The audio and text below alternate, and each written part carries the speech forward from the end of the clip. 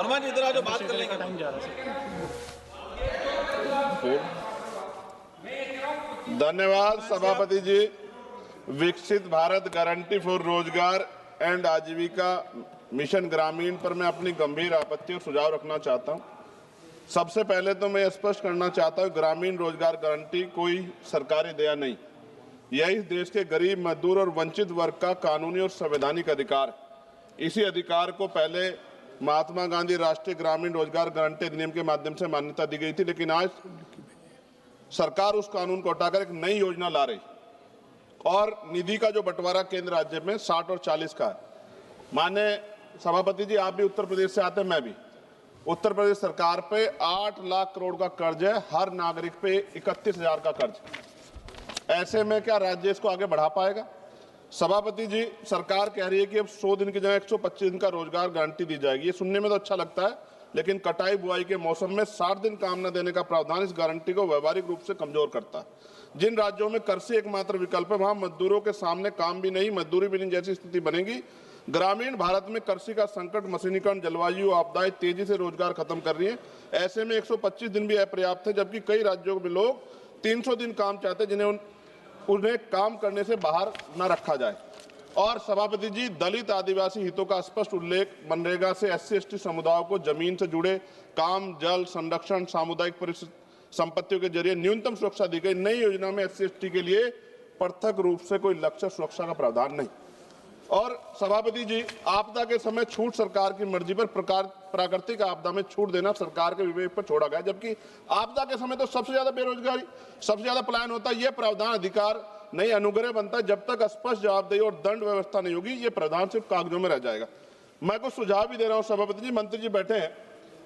सामान्य मजदूरी नहीं है जो मनरेगा के मजदूरों को मिलती थी, सामान्य नहीं। मेरे यहाँ 232 या 37 रुपए मिलते हैं सर। मेरी मांग है कम से कम 500 रुपए न्यूनतम मजदूरी दी जाए और रोजगार गारंटी बिना मौसमी शर्तों के लागू की जाए। रोजगार दिनों की सीमा राज्यों को बढ़ाने का अधिकार न्यूनतम 300 दिन और केंद्र तय करे, लेकिन राज्य चाहे तो 365 दिन तक बढ़ा सकते हैं और केंद्र अतिरिक्त सहायता दे।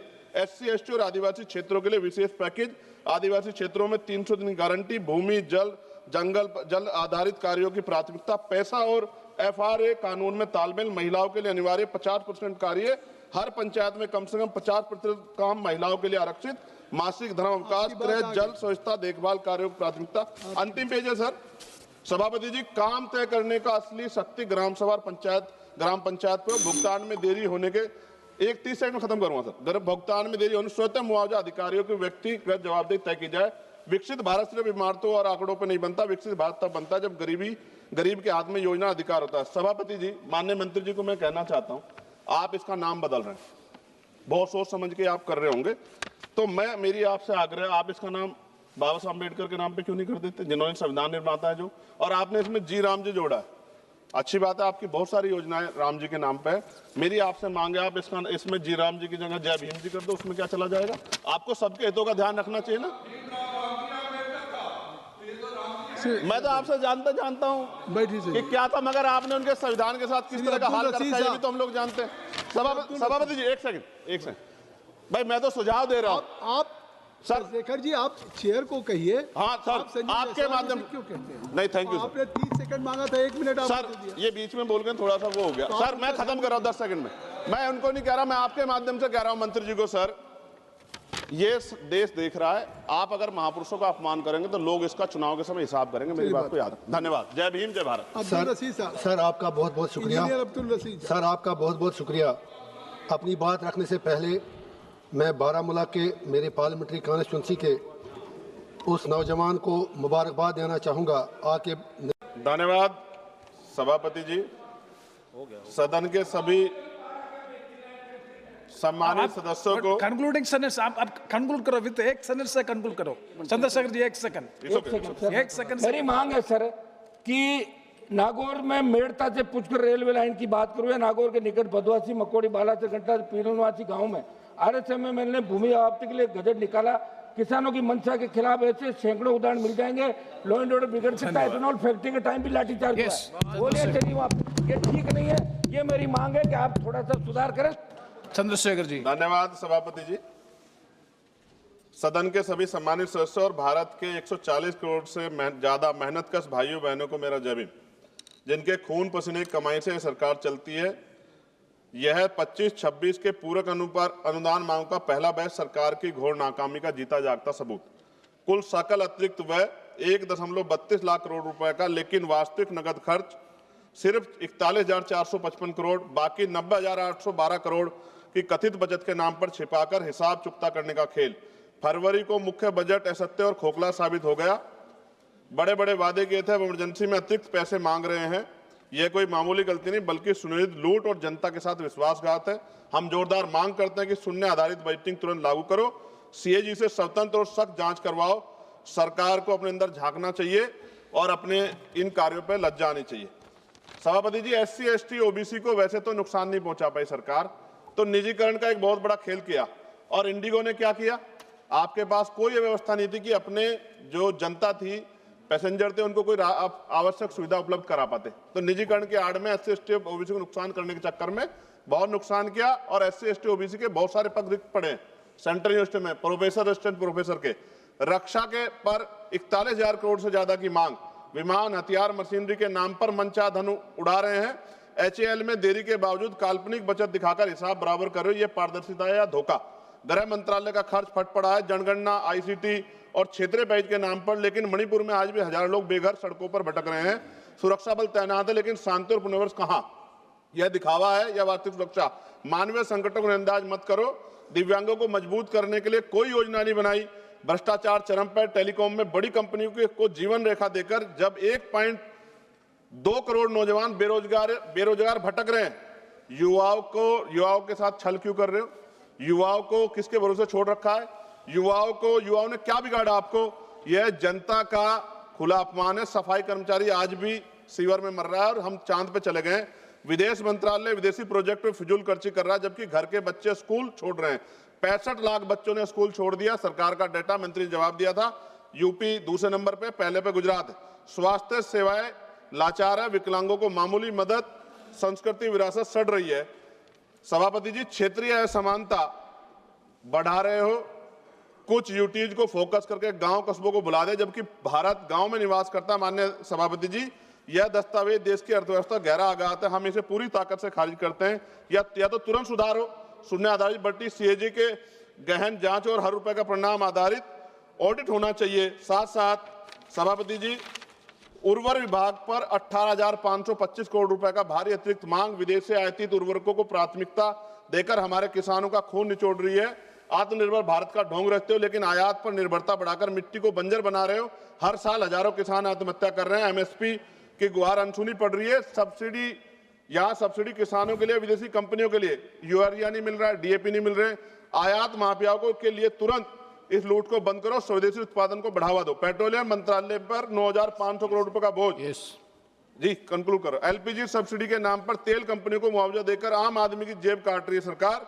जब ईंधन कीमतें आसमान छू रहे तो महंगाई जनता को चले, तब ये करोनी कैपिटलिज्म का नंगा नाच क्यों? कॉर्पोरेट मुनाफे रिकॉर्ड तोड़ रहे हैं, फिर भी जनता के पैसे उन्हें बचाने के लिए क्यों? युवा आंदोलन कर रहा है। आज इलाहाबाद में आंदोलन चल रहा है। सभापति जी, पर 2-3 दिन पहले मैं एक विषय पर बोल रहा था, समय कम था तो अपनी बात नहीं पूरी रख पाया, लेकिन अपमान से हम लोग हारे नहीं। सभापति जी, आप तो सिंगल मेंबर हैं, खुद ही इस बात को समझते हैं। तो मैंने यहां जाके मेरे साथियों ने कहा कि आपको कम समय दिया। मैंने कहा भाई वहां संख्या आधारित है, हम लोग संख्या बढ़ाएंगे, हम लोग मेहनत करेंगे, संख्या बढ़ाएंगे। और मैं आपसे आग्रह करता हूं, हमारी फाइनेंस मिनिस्टर बैठी है, एमपी लैड बढ़ाया जाए। 5 करोड़ में विकास नहीं हो रहा है सर क्षेत्रों में, मैं आपको सच बता रहा हूं। सभापति जी, खत्म कर रहा हूं। विकास नहीं हो रहा है 5 करोड़ में। दिल्ली में 10 करोड़। और जब तक नगीना का विकास नहीं होगा तो देश कैसे विकसित हो जाएगा? नगीना के लोगों के बारे में सोचो। रोजगार की व्यवस्था नहीं है। धन्यवाद सभापति जी। जय भीम, जय भारत, जय संविधान, जय मंडल, जय जोहार। और किसानों की जय, जवानों की जय। धन्यवाद। Thank you. Sri Chandrasekhar, honorable member. धन्यवाद सभापति जी। नाभ की ऊर्जा कोई साधारण क्षेत्र नहीं है। यह सीधे सीधे जन सुरक्षा, पर्यावरण और आने वाली पीढ़ियों से जुड़ा विषय है। ऐसे संवेदनशील क्षेत्र में निजी कंपनियों को प्रवेश देना गंभीर चिंता का विषय। सरकार कहती है कि निजीकरण से दक्षता आएगी, लेकिन मेरा प्रश्न है, यदि दुर्घटना होगी तो जवाबदेह कौन होगा और पीड़ितों को न्याय कैसे मिलेगा? यह विधेयक कॉरपोरेट को सुरक्षा और जनता को असुरक्षा देता है। सरकार कहती है कि नियामक बोर्ड में वैधानिक दर्जा दिया गया है, लेकिन खंड 7 से और 20 देखें नियुक्तियां सरकार करेगी, शक्तियां सरकार तय करेगी, हटाने के अधिकार भी सरकार के पास होगा। तो मेरा प्रश्न है, क्या ऐसा नियामक वास्तव में स्वतंत्र होगा? नियामक संस्था को वैधानिक दर्जा देना पर्याप्त नहीं है। सवाल यह है कि वह सरकार और निजी कंपनियों से स्वतंत्र होगी। सभापति जी, हम SC/ST के प्रतिनिधि के तौर पर यहाँ हैं। पिछले जितने सेक्टर प्राइवेट हुए हैं उनसे SC/ST OBC के कर्मचारियों को चुन चुन कर निकाल दिया प्राइवेट सेक्टर के लोगों ने। तो जब ये प्राइवेट हो जाएगा, निजी क्षेत्रों में चला जाएगा, SC/ST OBC कर्मचारियों के अधिकार की रक्षा होगी, इस बात की गारंटी सरकार को देनी चाहिए। खंड 3, 7 और 9 के माध्यम से नाभ के क्षेत्रों में निजी कंपनियों को लाइसेंस और सुरक्षा प्राधिकार देकर प्रवेश का रास्ता खोला गया है, लेकिन मेरा प्रश्न, क्या मुनाफे पर चलने वाली कंपनियां सुरक्षा को सर्वोपरि रखेंगी? महोदय, परमाणु दुर्घटना की कीमत कंपनी देश की जनता को चुकानी पड़ती है। खंड 11 से 15 स्पष्ट करते हैं कि नाभ के दुर्घटना की स्थिति में जवाबदेही को सीमित और नियंत्रित कर दिया गया है। यह विधेयक 2010 के नागरिक नाभ के दायित्व कानून की मूल भावना को कमजोर करता है। खंड 12 और 13 में प्राकृतिक आपदा, आतंकवाद जैसे वाहनों के तहत देयता से छूट और सीमा तय की गई है। खंड 14 सरकार की देयता को भी सीमित करता है। नाभ के दुर्घटना का प्रभाव सालों तक नहीं बल्कि पीढ़ियों तक रहता है, लेकिन यह विधेयक पीड़ितों के अधिकारों पर कानूनी कैप लगा देता है। महोदय, खंड 15 के अंतर्गत निजी संचालकों के लिए बीमा अनिवार्य, लेकिन सरकारी नाभ के प्रतिष्ठानों को इससे छूट दी गई। ये दोहरा मापदंड क्यों? क्या सरकारी संयंत्रों में दुर्घटना नहीं हो सकती है? खंड 5 और 25 के तहत यूरेनियम, थोरियम अन्वेषण और संवेदनशील गतिविधियों पर केंद्र सरकार का पूर्ण नियंत्रण स्थापित किया गया है, लेकिन विस्थापन, जल प्रदूषण, रेडियोधर्मी कचरे पर स्थानीय जनता की सहमति और पारदर्शी जन सुनवाई का कोई मजबूत प्रावधान नहीं है। अंत में सभापति जी, हम विकास के खिलाफ नहीं, लेकिन जन सुरक्षा कीमत पर विकास स्वीकार्य नहीं। इसलिए मेरी मांग है कि इसको JPC में भेजा जाए। धन्यवाद। जय भीम, जय Bharat. Thank you. Shri N.K. प्रेमचंदर। सभापति जी धन्यवाद। आज का विषय देश के करोड़ों मतदाताओं के सम्मान और उनके लोकतांत्रिक अधिकार से जुड़ा हुआ है। सदन जानता है कि 22 दिसंबर 1930 को बाबा साहब अम्बेडकर लंदन स्थित सेंट जेम्स पैलेस में आयोजित फर्स्ट राउंड टेबल कॉन्फ्रेंस की फ्रेंचाइज उप समिति में अपनी बात रखते हुए उन्होंने स्पष्ट कहा था कि भारत में जिम्मेदार सरकार तभी बन सकती है जब वह उन सभी नागरिकों के प्रति जिम्मेदार हो जिनके जीवन, स्वतंत्रता और संपत्ति पर वह कानून बनाती। और डॉक्टर अम्बेडकर ने चेताया था कि सीमित मताधिकार अलग तंत्र को जन्म देगा और सत्ता जनता से दूर होती चली जाएगी। ये चेतावनी केवल भारत के संदर्भ में नहीं थी, बल्कि दुनिया के अनेक लोकतांत्रिक व्यवस्थाओं में भी इसका यही संघर्ष चला। ब्रिटेन ने 1928 में सार्वभौमिक वयस्क मताधिकार लागू किया। अमेरिका ने 1965 में वोटिंग राइट एक्ट इस सिद्धांत पर आधारित था कि कोई भी प्रशासनिक प्रक्रिया ऐसी ना हो जो गरीब नागरिकों, अल्पसंख्यकों और महिलाओं को मतदान से वंचित करे। न्यूजीलैंड में 1893 में महिलाओं को मतदान का अधिकार मिला और इसके पीछे यही विचार था कि नागरिकता का मूल्य किसी दस्तावेज की उपलब्धता से नहीं बल्कि व्यक्तिगत गरिमा और अधिकार से तय होता है। हमारे अपने इतिहास में भी यही संघर्ष दिखता है। 1919 की चैनफोर्ड सुधारों से लेकर भारत सरकार ने 1935 तक मताधिकार को संपत्ति, आय और शिक्षा जैसी उपनिवेशिक योग्यताओं से बांधा गया था।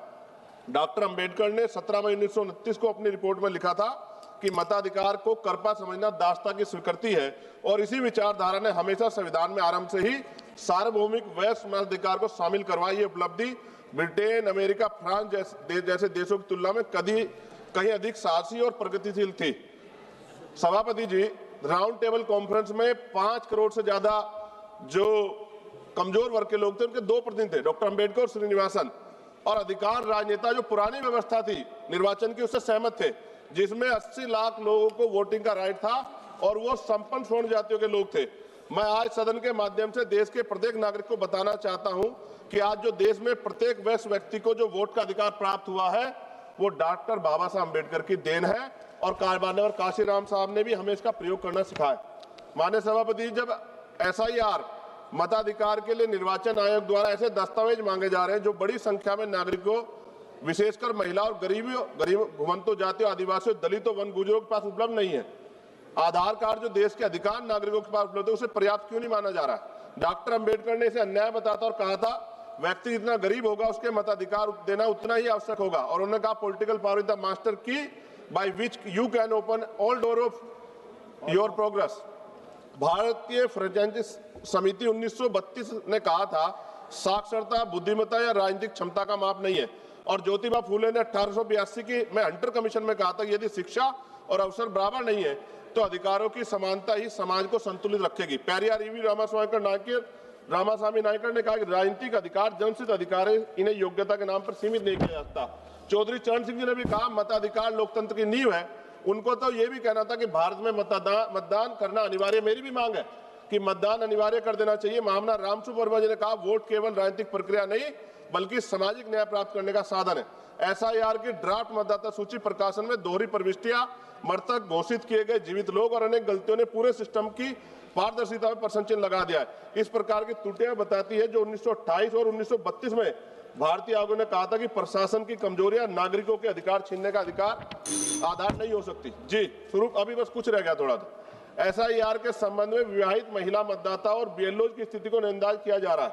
जब कोई महिला 20-25 वर्ष अपने पति के साथ एक ही पते पर रहती है, उसके बच्चे भी वहीं पढ़ते हैं, तो उसको अलग से उसको लेगेसी लिंकेज क्यों मांगा जा रहा है? क्यों 20-25 वर्षों बाद भी पति के पते को और पति के मतदाता पहचान पत्र को अस्थायी क्यों नहीं माना जा रहा है? यह प्रक्रिया न केवल व्यवहारिक है बल्कि महिलाओं को मतदाता सूची से बाहर करने पर गंभीर खतरा। एसआईआर प्रक्रिया में लगे बीएलओ और अत्यधिक कार्य दबाव कारण कई बीएलओ ने सुसाइड नोट लिखकर आत्महत्या की। प्रशासनिक अधिकारी ने उसे एक स्वाभाविक घटना बताया जो गैर जिम्मेदार दिखाता है। बिना प्रशिक्षण के बीएलओ से एसआईआर या जटिल कार्य कराना पूर्णतः व्यवहारिक है। माननीय सभापति जी, हमारे संविधान निर्माता ने 1950 में वह साहस दिखाया था जो विकसित देश भी बाद में कर पाए। भारत आराम से सभी को मताधिकार देने वाला पहला बड़ा लोकतांत्रिक देश बना, लेकिन आज यदि एसआईआर जैसी प्रक्रिया उस मताधिकार कठिन बनाती तो ये एक सदी की प्रगति को पीछे ले जाने वाला कदम होगा। सभापति जी, क्योंकि सुधार की बात हो रही है तो मैं आग्रह करूंगा आपके माध्यम से कि बीएलओ की सुरक्षा, मानदेय, कार्य सुविधा यथार्थ समय सीमा सुनिश्चित की जाए, उनकी समीक्षा की जाए। एसआईआर प्रक्रिया के दौरान जो बीएलओ की मौत हो गई है उनके परिवार को मुआवजा और नौकरी। सभापति जी राजीव प्रताप रूडी जी। सभापति जी 1 मिनट लूंगा। राजीव प्रताप रूडी जी। सभापति जी 1 मिनट, ओनली 1 मिनट। 2-3 डिमांड से वो पढ़नी है सर। No, only 2-3 demand. सभापति जी 10 सेकंड में कंप्लीट कीजिए। 10 सेकंड प्लीज। लास्ट सेंटेंस बोलिए आप। सभापति जी, मेरी मांग है ईवीएम की जगह बैलेट पेपर से चुनाव हो और वीवीपैट का ईवीएम के से मिलान कराया जाए। राजीव प्रताप सर, साथ-साथ फेज में चुनाव होते हैं, अगर एक दिन और इंतजार मतदाता कर ले क्या चला जाएगा सर? सर सभापति जी, राजीव प्रताप रूडी जी। सभापति जी आपकी लाइन बाबा साहब अम्बेडकर। राजीव प्रताप रूडी जी आप शुरू कीजिए प्लीज। प्लीज आप बैठिए। बोल लो ना, बोल लो ना। प्लीज सर 30 सेकंड दो। बोलो सर, माइक चला गया। 30 सेकंड दो सर, आखिरी लाइन कहिए सर। सभापति जी 30 सेकंड। सभापति जी आप ही रूडी जी आपका समय शुरू हो गया है। 10 सेकंड सर, 10 सेकंड। बाबा साहब अम्बेडकर के 4 बच्चों कुर्बान जो वोटिंग राइट मिला है ना सर, इसकी वजह से बड़े-बड़े महल वाले बड़े-बड़े नेता गरीबों की गलियों तक आते हैं। माननीय राजीव प्रताप रूडी जी आप शुरू कीजिए सर। और ये वोटिंग राइट सर हम जाने देंगे, ये बात मैं आपके माध्यम से सरकार को, इलेक्शन कमीशन को बता रहा हूँ। ठीक है, आप शुरू कीजिए। धन्यवाद अध्यक्ष जी। सभी माननीय सदस्यों ने अपने अपने राय रखे, सबकी बात मैं सुन रहा। माननीय चंद्रशेखर जी, मैडम आप टाइम एक्सीड कीजिए। धन्यवाद सभापति जी। मैं आपका ध्यान देश की करोड़ों कार्यरत महिलाओं से जुड़े एक अत्यंत महत्वपूर्ण परंतु लंबे समय से उपेक्षित विषय की ओर आकर्षित करना चाहता हूं, मासिक धर्म अवकाश। महोदय, मासिक धर्म कोई बीमारी नहीं बल्कि एक जैविक प्रक्रिया है, परंतु इसके दौरान होने वाला तेज दर्द, कमजोरी और स्वास्थ्य संबंधित जटिलता है वास्तविक है। इसके बावजूद देश की करोड़ों महिलाओं, मजदूर, किसान की बेटियों, छात्राओं, दफ्तर में कार्यरत कर्मचारियों, असंगठित क्षेत्र की महिलाओं इन परिस्थिति में बिना किसी सुविधा के काम करने को मजबूर है। आज भी हमारे देश में मासिक धर्म अवकाश को लेकर कोई स्पष्ट राष्ट्रीय नीति नहीं है।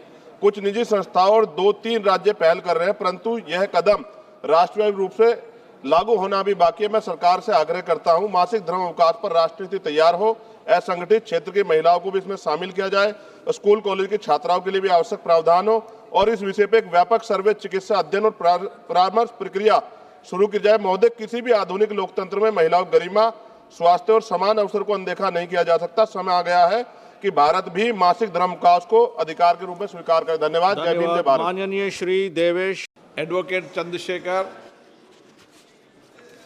धन्यवाद अध्यक्ष जी।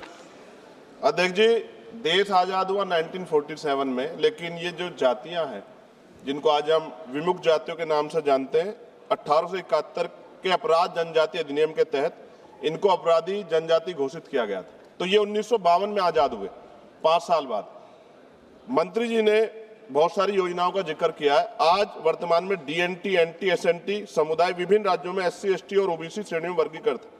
मैं मंत्री जी जानना चाहता हूं, क्या इस मंत्री जी के पास इनकी संख्या की जानकारी है कि इनकी संख्या क्या है, और जो योजनाएं बताई हैं उनके आंकड़े हैं कि कितने लोगों को उसका लाभ मिल रहा है? क्योंकि इनके हालत अध्यक्ष जी बहुत बुरी, और इनको क्योंकि ये जैसा मंत्री जी की पलायन करते हैं तो वास्तविकता में इनको पूछने वाले, इनके साथ कोई अपराध हो जाता है तो सुनवाई नहीं होती।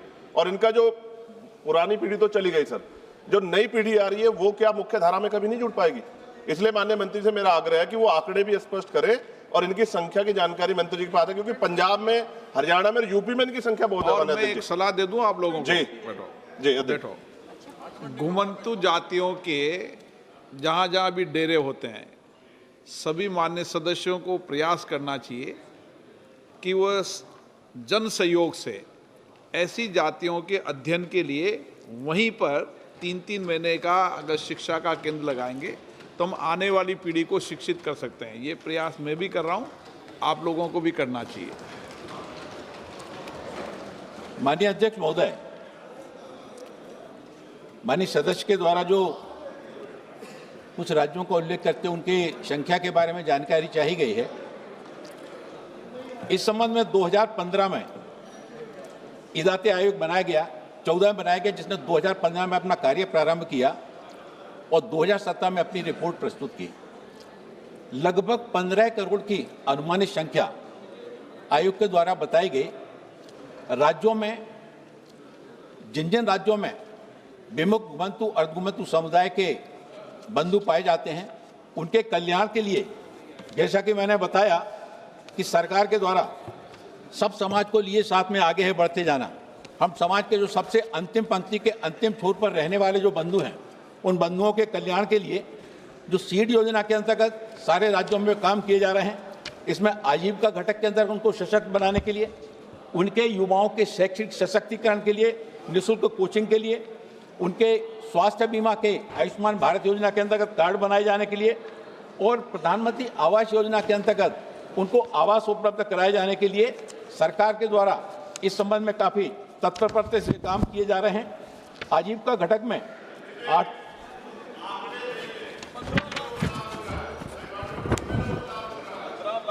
15 करोड़ की संख्या बताई कि 15 करोड़ जो है ना, हम तो सभी को लाभ दिलाने के लिए काम कर रहे हैं। राज्य सरकारों के सहयोग से सभी को, किसी को नहीं छोड़ना चाहते। मैंने आपसे जैसा कि कहा कि हमारी सरकार अंतिम पंक्ति के अंतिम छोर तक जो है ना, उसको भी योजनाओं का लाभ दिलाने के लिए माननीय प्रधानमंत्री नरेंद्र मोदी जी के नेतृत्व में काम कर रही है।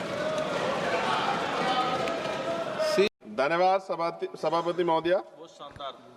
मैं इस सदन का ध्यान भारत के राष्ट्रीय गीत वंदे मातरम के इतिहास और उसके राष्ट्रीय महत्व और उसकी संवैधानिक स्थिति की ओर आकर्षित करना चाहता हूं। हालांकि सब लोग इस पर बोल चुके, लेकिन जो हमें सुनने वाले हैं वो भी सुनेंगे, तो इस पर चर्चा करनी बहुत जरूरी है। वंदे मातरम कोई साधारण गीत नहीं है, ये भारत की आजादी की लड़ाई का सबसे प्रचलित उद्घोष रहा है।